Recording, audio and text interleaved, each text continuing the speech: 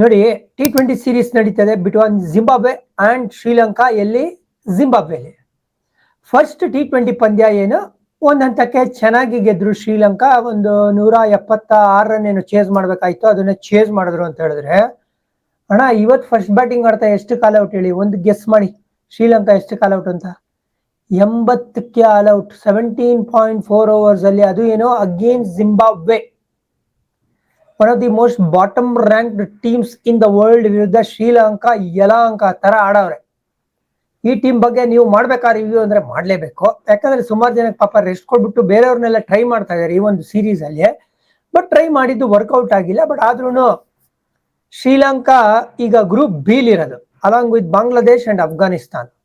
ಹಾಗಾಗಿ ಅವರಿಗೆ ಪ್ರತಿಯೊಂದು match do or die match ಆಗುತ್ತೆ. ಇನ್ನೊಂದು ಟೀಮ್ ಇರೋದು ಹಾಂಗ್ಕಾಂಗ್. ಅದು ಓಕೆ, ಅದು ಗೆಲ್ತಾರೆ ಅಂತ ಇಟ್ಕೊಳ್ಳೋಣ. Bangladesh tough opponent, Afghanistan toughest opponent. So ಇದೆಲ್ಲ ಲೆಕ್ಕಾಚಾರ ಹಾಕಿದ್ರೆ ಈ ಶ್ರೀಲಂಕನ್ ಟೀಮ್ ಅಲ್ಲಿ ಅಸ್ತ್ರಶಸ್ತ್ರಗಳು ಇದೆಯಾ ಸೂಪರ್ 4ಗೆ ಬರಕ್ಕೆ?